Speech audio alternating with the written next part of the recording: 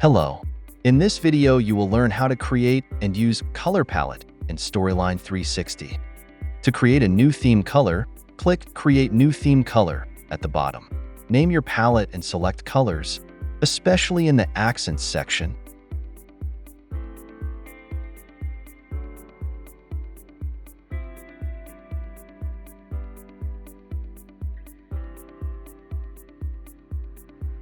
Then click OK to save.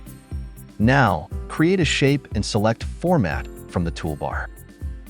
Under Shape Styles, you'll see your palette applied. Click the drop-down menu to explore different variations. Alternatively, find your palette under Shape Fill and Shape Outline options. And that's it. You've successfully created and used your color palette in Storyline 360. Thank you for watching.